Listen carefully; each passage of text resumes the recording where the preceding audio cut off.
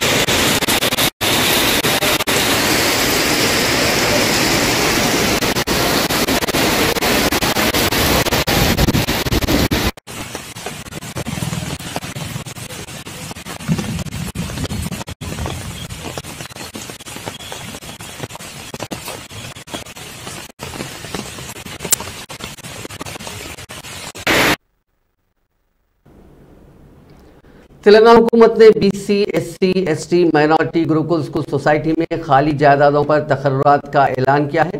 पहले मरहले में मुख्तलिफ कैटेगरीज में जुमला 9231 मुलाजिमतों को पूरा करने के लिए नोटिफिकेशन जारी कर दिया गया है। इस सिलसिले में तेलंगाना गुरुकुल विद्यालयास ऑर्गेनाइजेशन ने एक नोटिफिकेशन जारी किया है। मुतालिका मुलाजिमतों को पूरा करने के लिए 12 अप्रैल से दरखास्तें कबूल की जाएंगी। कॉलोजी हेल्थ यूनिवर्सिटी ने MBBS के पहले साल के इम्तिहानात के नतायज का आज ऐलान कर दिया। Controller of university examination doctor Y Malleshwar ने बताया कि MBBS फर्स्ट ईयर के रेगुलर और बैकलॉग स्टूडेंट्स की 77% ने ये इम्तिहान क्लियर कर लिया है। पहले साल के इम्तिहानात में 5369 तलबा ने इम्तिहान लिखा था, जिसमें से 4134 ने इम्तिहान कामयाब कर लिया। इसमें से 127 तलबा को डिस्टिंक्शन मिला है, जबकि 2240 तलबा ने फर्स्ट लेवल और बाकी 1767 तलबा ने सेकेंड और थर्ड लेवल में इम्तिहान पास किया है। तेलंगाना में 10वीं जमात के पर्चे सवालात के अफशा के मामला जिसने सनसनी फैला दी थी, इस सिलसिले में वरंगल जिले के कमलापुर पुलिस ने साबिक रियासती वजीर और बीजेपी के लीडर ईटला राजेंद्र के साथ साथ उनके 2 पर्सनल असिस्टेंट्स को भी नोटिस जारी की है। ये नोटिसें उनके बयानात रिकॉर्ड करने के लिए जारी की गई हैं। पुलिस ने इस मामले के सिलसिले में पहले ही बीजेपी के रियासती सदर बंडी संजय के साथ साथ दीगर 4 अफराद को गिरफ्तार किया था और राजेंद्र का नाम भी रिमांड रिपोर्ट में सामने आया था। वरंगल के कमिश्नर पुलिस से रंगनाथ ने कहा कि इस मामले की जांच के हिस्से के तौर पर बयानात रिकॉर्ड करने के लिए ईटला राजेंद्र और उनके 2 PS को नोटिसें जारी की गई हैं।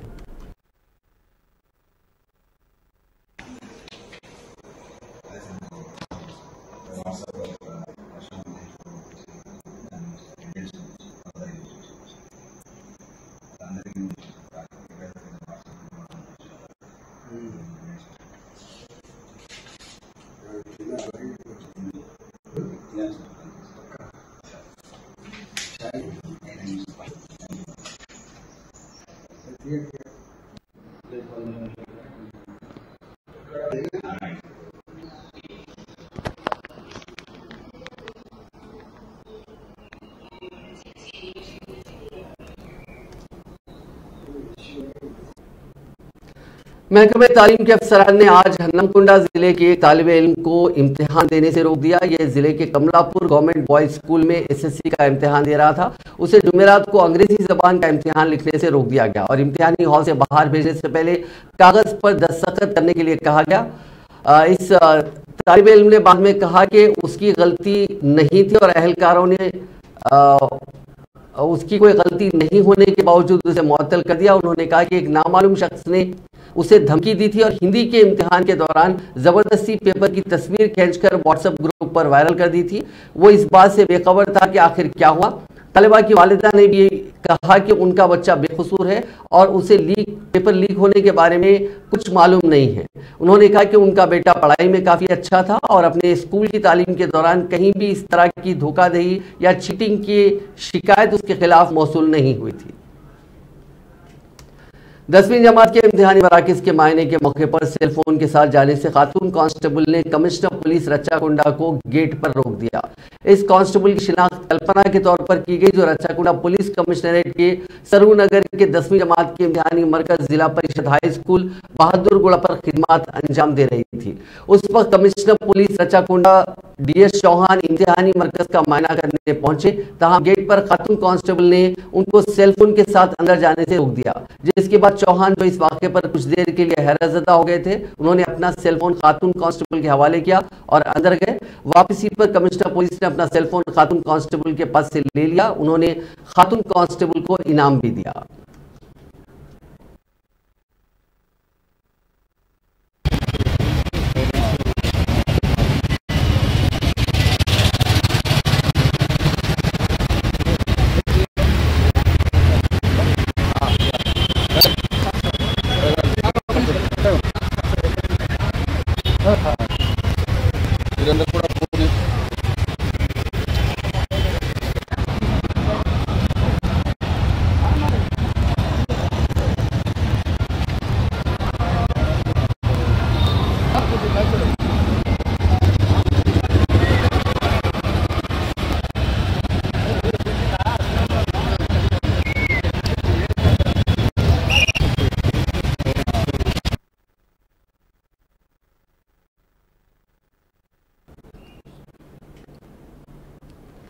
वज़ीर फाइनेंस हरीश राव ने कहा कि बीजेपी तेलंगाना हुकूमत को बदनाम करने की कोशिश कर रही है। उन्होंने कहा कि असल मुलजिमीन की गिरफ्तारी के बाद इम्तिहानात खुश असलूबी से जारी हैं। वो जुमेरात को संगारेड्डी जिले के मुगदमपल्ली मंडल में आत्मीय सम्मेलन इजलास के दौरान बोल रहे थे। उन्होंने साबिक वजीर गीता रेड्डी को भी निशाना बनाया और इल्जाम लगाया कि उन्होंने बतौर वजीर खित्ते के लिए कुछ नहीं किया। उन्होंने कहा कि पहले सिर्फ प्राइवेट हॉस्पिटल्स ही सेहत की अच्छी खिदमत फराहम करते थे, लेकिन बीआरएस हुकूमत ने सरकारी अस्पतालों को प्राइवेट और कॉरपोरेट अस्पतालों के बराबर बनाया। उन्होंने कहा कि तालीम और तिब में तेलंगाना बहुत तरक्की कर चुका है और बहुत से रिहायशी इदारे शुरू किए गए। हरीश राव ने बीजेपी पर कई साजिशें रचने का इल्जाम लगाया। उन्होंने कहा कि तेलंगाना हुकूमत महाना 1500 तक 2000 करोड़ रुपए बरकी पर खर्च करती है। उन्होंने कहा कि 24 घंटे मियारी बिजली मुसलसिल फराहम की जा रही है।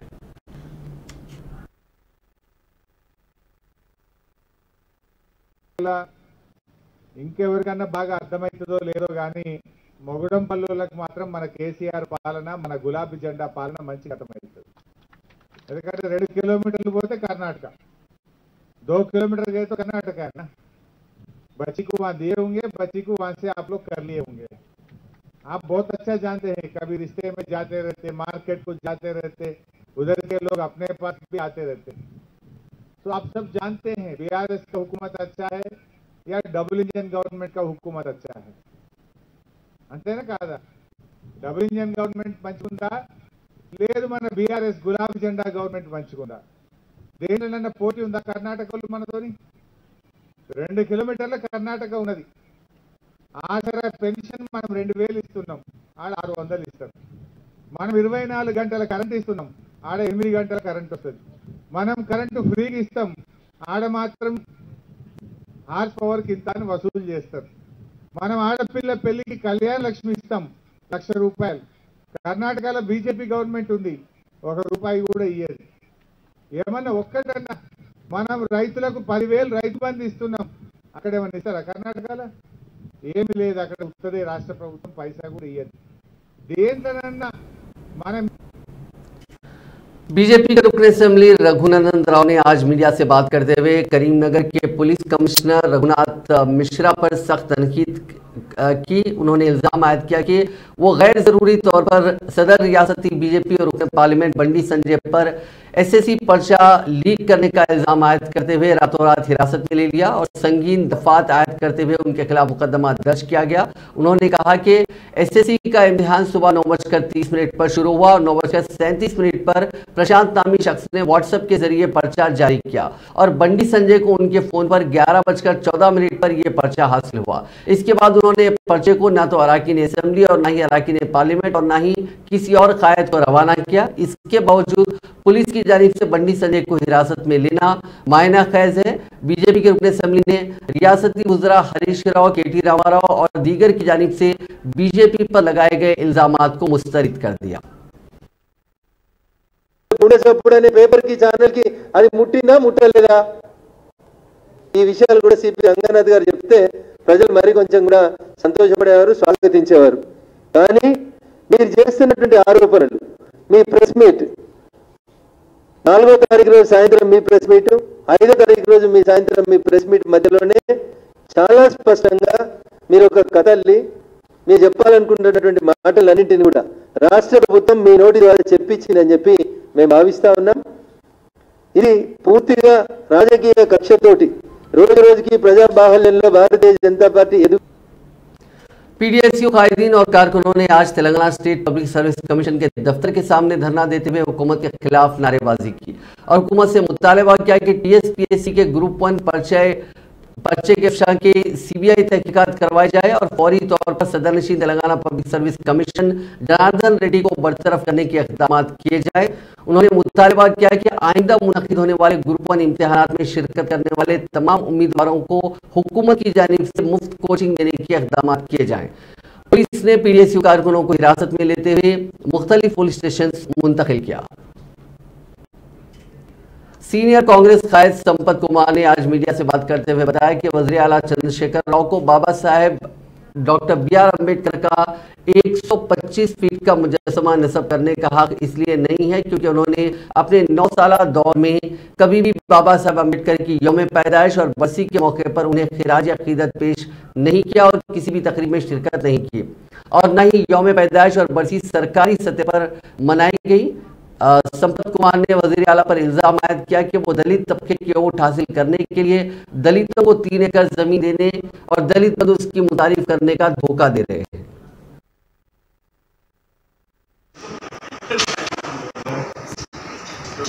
कल जो 14 तारीख अम्बेडकर जयंती के दिन 125 फीट का जो अम्बेडकर स्टैचू इनाग्रेशन करने के लिए अपने चीफ मिनिस्टर कल्वकुंट्ला चंद्रशेखर राव साहब जो कोशिश कर रहा वो हम बराबर वेलकम करते, कोई बात नहीं। मगर जो 9 साल से केसीआर और इस गवर्नमेंट कैसे दलितों के खिलाफ गया, दलितों का आवाज़ को दबाया, इसलिए केसीआर को स्टैचू ओपन करने का मॉरल राइट नहीं है।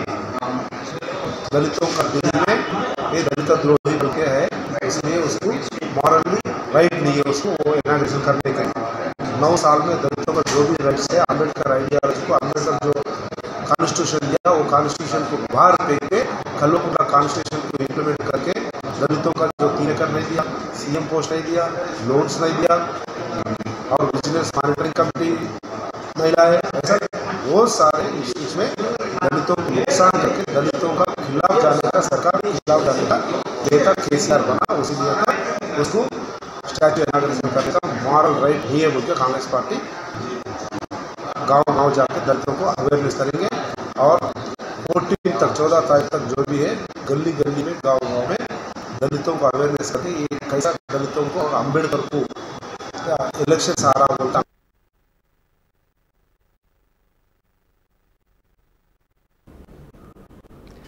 इंडियन यूथ कांग्रेस के कौमी सदर श्रीनिवास बीवी ने आज रियासती हुकूमत पर तलबा की जिंदगी के साथ खिलवाड़ करने का इल्जाम लगाया। आज श्रीनिवास ने जेल में कैद कांग्रेस के उन कारकुनों से मुलाकात की जिन्हें पेपर लीक के एहतजाज के सिलसिले में गिरफ्तार करके जेल भेज दिया गया था। उसके बाद गांधी भवन में एक प्रेस कॉन्फ्रेंस में खिताब करते हुए श्रीनिवास ने इल्जाम लगाया कि रियासती हुकूमत तलबा के मुस्तकबिल को लेकर सही कदम नहीं उठा रही है।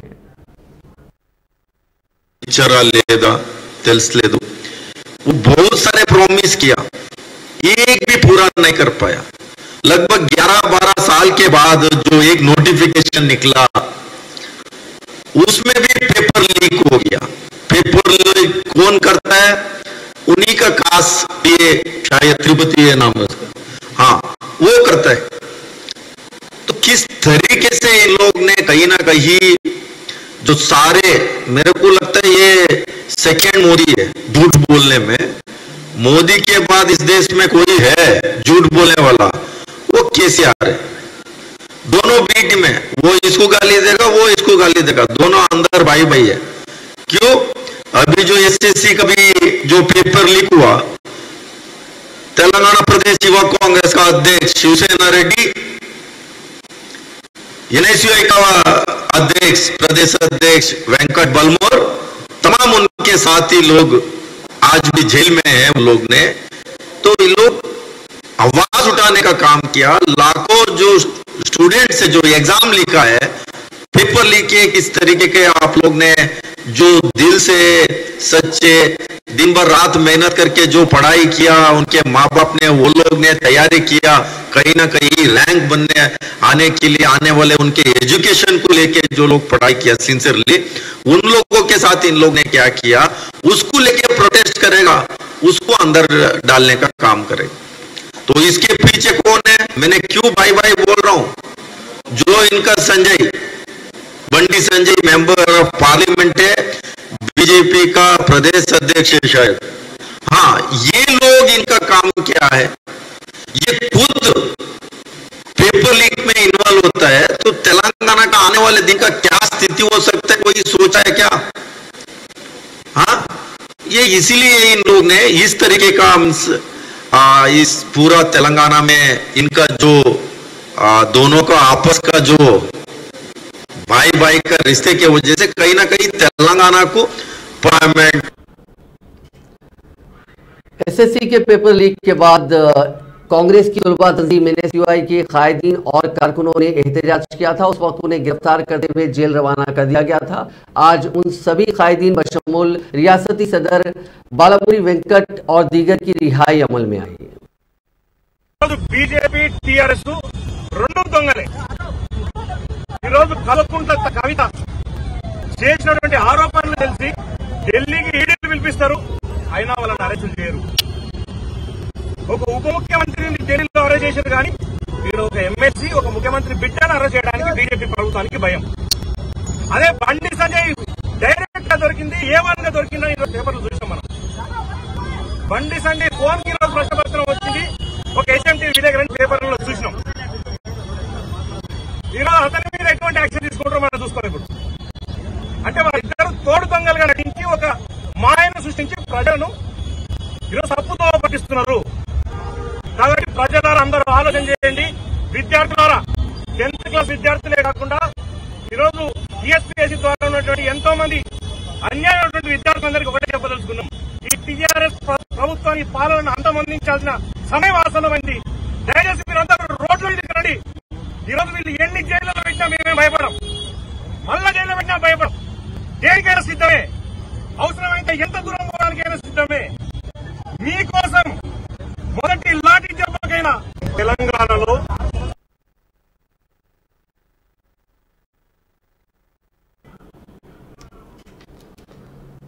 वजीर आईटी केटी रामाराव ने आज वजीर आजम नरेंद्र मोदी पर इनडायरेक्टली तनकीद की। आज उन्होंने अरुणाचल प्रदेश के 11 मकामात के चाइना की जानिब से नाम तब्दील किए जाने को लेकर एक ट्वीट किया। उन्होंने हालांकि वजीर आजम का नाम नहीं लिया, लेकिन इशारा उन्हीं की तरफ था। उन्होंने कहा कि चीन यह हरकत तीसरी बार कर चुका है। इससे पहले 2017 और 2021 में भी चीन ऐसी हरकत कर चुका है। उन्होंने अपने ट्वीट में कहा कि प्रधानी यानी वजीर आजम नरेंद्र मोदी की तरफ इशारा करते हुए कहा कि प्रधानी फिलहाल मसरूफ है, जबकि चाइना हिंदुस्तानी गांव के नाम बदल रहा है। उन्होंने कहा कि तजिया तौर पर केटीआर ने कहा कि हुकूमत को चाहिए कि और कुछ चाइनीज ऐप्स पर पाबंदी लगाई जाए और उन्हें अपनी लाल आंख दिखाई जाए।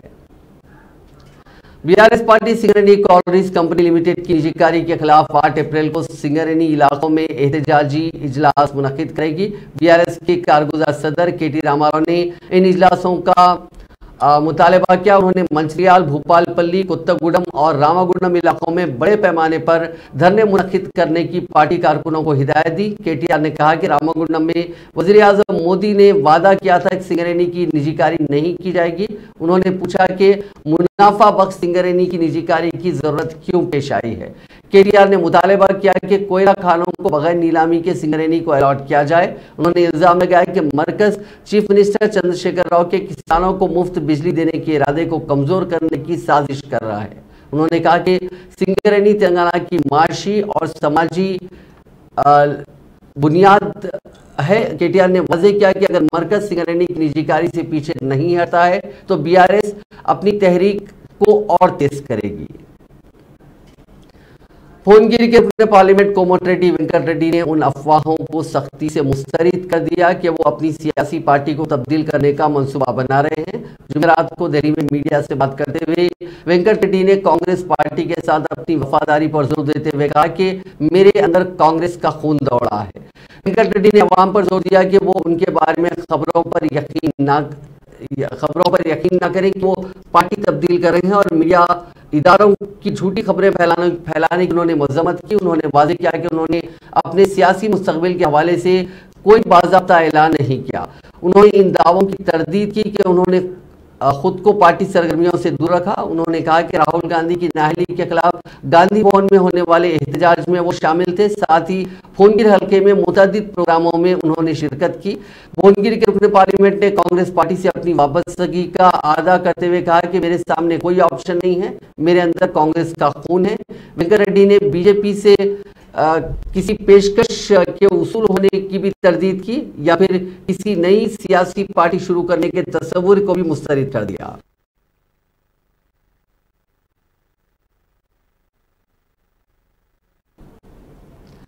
हैदराबाद में हनुमान शोभा यात्रा से पहले गोशामैल के रुकन असेंबली राजा सिंह को पुलिस ने गिरफ्तार कर लिया। राजा सिंह को शोभा यात्रा में शिरकत से रोकने के लिए पुलिस ने पहले ही गिरफ्तार कर लिया ताकि शहर की पुरअमन फिजा खराब ना हो। पुलिस ने राजा सिंह को उस वक्त गिरफ्तार किया जब वो गौलीगुड़ा से शोभा यात्रा के लिए रवाना हो रहा था।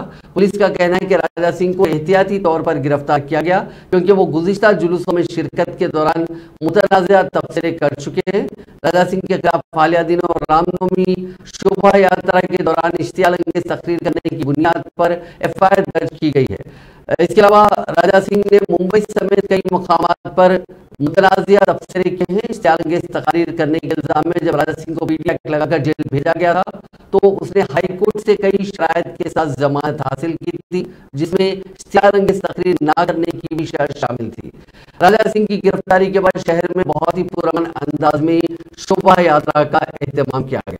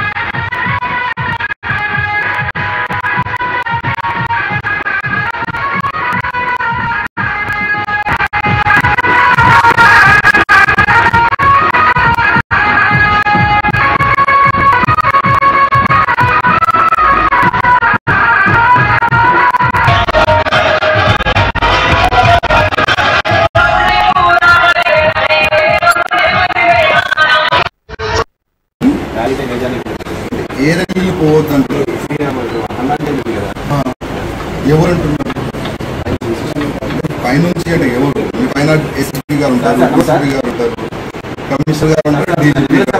आज हनुमान जन्मोत्सव है तेलंगाना में, बहुत ही धूमधाम से हनुमान जी के जन्मोत्सव मनाया जाता है। मेरी विधानसभा में एक बहुत बड़ी रैली निकाली जाती है विश्व हिंदू परिषद एवं बजरंग दल के तत्वाधान में। उस रैली में भी मैं भाग लेता हूं और मेरी विधानसभा में बहुत सारे मंदिर है, वहां पर भी जाकर मैं दर्शन लेता हूं। मुझे पता चला कि मैं अगर घर के नीचे आऊंगा तो मुझे अरेस्ट किया जाएगा, तो मुझे क्यों अरेस्ट किया जाएगा? मैं तेलंगाना के मुख्यमंत्री होम मिनिस्टर से पूछना चाहता हूँ, क्या रामनवमी शोभा यात्रा जो लाखों की संख्या में लोग हैं, छोटा सा भी एक्सीडेंट नहीं हुआ और आज हनुमान जयंती में मुझे बाहर नहीं निकलने दिया जाएगा, तो ये कैसा कानून है? तो पूछना चाहता हूँ, इतना जुल्म क्यों हिंदुओं पर? मैं पूछना चाहता हूँ। मैं सरकार को कहना चाहूंगा, अगर मुझे अरेस्ट किया जाएगा, अगर हनुमान भक्तों द्वारा अगर कोई भी इश्यू होगा तो उसका मैं जिम्मेदार नहीं होगा, सरकार जिम्मेदार रहेगी, महमूद अली होम मिनिस्टर जिम्मेदार रहेगा और केसीआर मुख्यमंत्री जिम्मेदार रहेगा। इसका जिम्मेदार मैं नहीं रहूंगा। मैं जाऊंगा, मैं जाने का प्रयत्न करूंगा मेरे हनुमान भक्तों से और उत्सव में भी मैं भाग लेने का प्रयत्न करूंगा। देखेंगे कि कौन रोकता है। शहर के नेहरू जूलॉजिकल पार्क में चाशुम्बी के रोज एक रॉयल बंगाल टाइगर यानी शेर की मौत हो गई। 10 साल रॉयल बंगाल टाइगर जिसका नाम जोबू था 3 बजे सुबह एंक्लोजर में फौत हो गया। जू क्यूरेटर ने बताया कि नर शेर का गुज़िश्ता 6 माह से इलाज किया जा रहा था। पोस्टमार्टम के मायने में इस बात का इंकिशाफ हुआ कि शेर के गुर्दे नाकाम हो गए थे। ये जानवर डिस्पेसिया और भूख की कमी के मर्ज में मुब्तला था। इस मर्ज में जानवर ग़िज़ा के पैटर्न को तब्दील करता रहता है और जिस्म के पिछले हिस्से से दुबला और कमज़ोर हो जाता है। जू की जानिब से जारी करदा बयान में बताया गया कि अफसोस के साथ ये इत्तला दी जा रही है कि बेहतर इलाज और मुमकिन मसाइल के बावजूद 5 अप्रैल को 3 बजे शब एनक्लोजर में रॉयल बंगाल नस्ल का शेर फौत हो गया। शहर में सोने की कीमत 6 महीनों में अब तक की बुलंद तरीन सतह पर पहुंच गई है, जिसने शादी के सीजन से कबल लोगों में तशवीश की लहर दौड़ा दी है। चाशुम्बे को 24 कैरेट सोना फी 10 ग्राम यानी फी तोला 61,360 रुपये पर फरोख्त हुआ, जो कल के मुकाबले 1,030 रुपये ज्यादा है। दरी असलाम 22 कैरेट सोने की कीमत आज 56,350 रुपये फी तोला थी, जो 950 रुपये के इजाफे के रुझान की निशानदेही करती है। सोने की कीमत में इजाफा आर्जी नहीं है क्योंकि माहिरीन ने पेशगोई की है कि आने वाले दिनों में यह 65,000 रुपये फी तोले तक पहुंच सकती है। तेलंगाना के जिले जंगांव में एक सनसनीखेज वाकया पेश आया, जिसमें एक सब इंस्पेक्टर श्रीनिवास ने अपनी बीवी की खुदकशी के चंद घंटे बाद खुद को गोली मारकर हलाक कर लिया। तफसीलात के मुताबिक जंगांव के वेंकटाकुंटा इलाके में श्रीनिवास अपनी बीवी के साथ मुकीम थे और वो जंगांव पुलिस स्टेशन में सब इंस्पेक्टर की हैसियत से खिदमत अंजाम देते थे। आज सुबह श्रीनिवास की बीवी स्वरूपा ने अपने घर के बाथरूम में फांसी लगा ली थी। श्रीनिवास ने बीवी की खुदकशी की इत्तला रिश्तेदारों और पुलिस के आला अहदेदारों को दी और ये सब वहां पहुंच गए। कुछ देर बाद श्रीनिवास वॉशरूम जाने का बहाना बनाकर वॉशरूम में अपनी सर्विस रिवॉल्वर से खुद को गोली मारकर खुदकशी कर ली। यह मामला जुमेरात 6 अप्रैल को सुबह 9 बजे के करीब पेश आया। खर्च की रकम वापस करने के मसले पर हुए झगड़े में 2 भाइयों ने चाकों से हमला करते हुए 2 नौजवानों को जख्मी कर दिया। यह वाकया तेलंगाना के निजामाबाद शहर में चाशुम्बे की रात ऑटो नगर में पेश आया। शहर के द्वारका नगर के रहने वाले भाइयों माजिद और साजिद ने हाशमी कॉलोनी के रहने वाले शोएब से रकम उधार ली थी। कई दिनों से रकम वापस ना करने की वजह से शोएब ने उनकी गाड़ी खींच ली और रकम अदा करके मोटरसाइकिल ले जाने की शर्त रखी। गुज़िश्ता रात माजिद और साजिद ने शोएब को इत्तला दी कि वो रकम देकर बाइक ले जाएंगे, जिस पर शोएब ने उन दोनों को ऑटो नगर में एक मैकेनिक की दुकान पर आने का मशवरा दिया, जिस पर माजिद और साजिद के साथ उनकी वालदा ख्वाजा बीवी वहां पहुंच गई। उसके बाद उनमें तकरार हुई और हमला किया गया। नाज़रीन, इस न्यूज़ बुलेटिन में बस इतना ही। आप देखते रहिए INN चैनल।